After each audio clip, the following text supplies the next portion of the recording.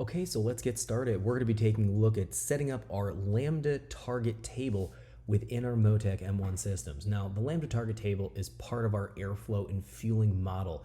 We'll find we have an underlying equation. Fuel mass is equal to air mass divided by our target air fuel, and the target Lambda table plays a role in that target air fuel calculation that goes into our airflow and fuel modeling. Now, how does this all work? Well, real quickly, the air mass is derived from a whole bunch of different factors, including number of cylinders, engine displacement, charge temperature, which is the density of the air, and we also have our map pressure, and we have our volumetric efficiency. That is going to be all related to our airflow. So we actually can calculate or estimate an air mass, and that gives us our value here of engine load, and that's going to be in units of milligrams. Now, once we know that, we're able to divide it by a target air fuel, and that'll allow us to then calculate a fuel mass, and the fuel mass gets converted into an injector pulse width, knowing the injector flow, knowing the injector data, as well as our fuel information. So density of the fuel, temperature of the fuel, all of that allows us to calculate an accurate fuel model. Now, the target air fuel is going to be comprised of two different things. One, the stoichiometric ratio of the fuel that we're tuning with, as well as our target lambda. And it's simply multiplying our lambda from our target table against the stoich value that we program in the setup window here. If we actually jump from our tuning area under setup and we take a look here under engine details, we're looking here at our fuel property stoich. This is related to the fuel type that we're dealing with. So depending on what fuel we're tuning, this is going to be something different. For ethanol, it's 9-to-1. If it's going to be E85, it's 9.8-to-1. Pure petrol is 14.7. We have 10% blended ethanol with petrol fuel. It's pretty common in the United States at the gas pumps. That's going to be a 14.1 to 1 ratio. So this is always going to change. But the target air fuel utilizes the stoich value representing the fuel that we're tuning with, and it multiplies it simply by our lambda table here, the desired lambda.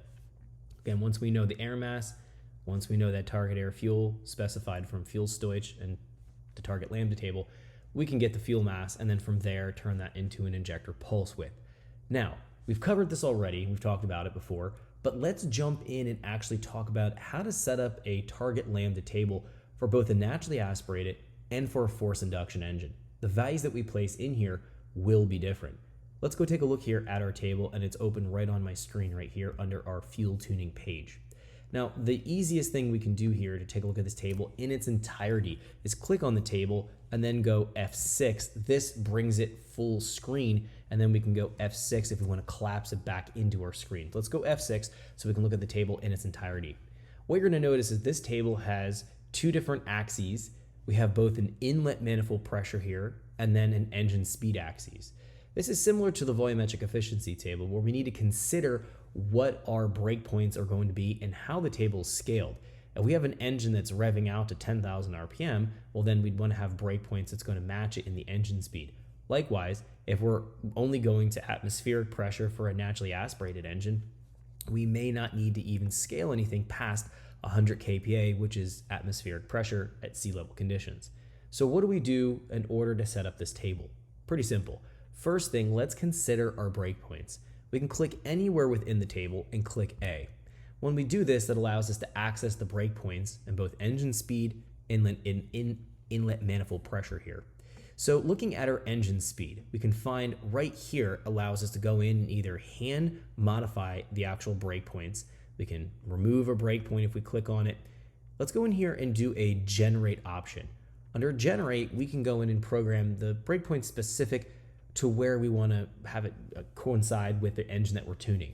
If I'm revving my engine out to 7,000 RPM, for example, I want to have my breakpoint end about the highest RPM I plan on revving my engine to. Now, when we talked about in our last tutorial, the volumetric efficiency table, I was recommending to have a breakpoint at least 500 RPMs beyond the highest point where you want to rev your engine. You could certainly apply that to the Lambda target table. The biggest thing to consider here is that when we are at super high RPM, the target lambda typically does not change. And the Motec is going to latch on to whatever the very last breakpoint is going to be in the table and carry that target air fuel or target lambda forward in its calculations. So we don't technically need to rescale it past a certain point. But let's assume I'm only revving my engine to 7,000. Let me go ahead and redo the breakpoints here. I'm gonna say the first breakpoint is gonna be at 0 RPM, and the last one will be at 7,000 RPM. And then the increments I wanna move in the table will be 500 RPM increments. Thanks for checking out our teaser clip. If you want to see the rest of this video and more than 500 hours of current EFI training we have to offer, make sure you click right here. If you want to go and check out more teaser clips from this training course, click here. And you don't want to miss any of the videos we're going to be releasing on this channel, so make sure you subscribe and click here. Thanks for watching, and I'll see you guys later.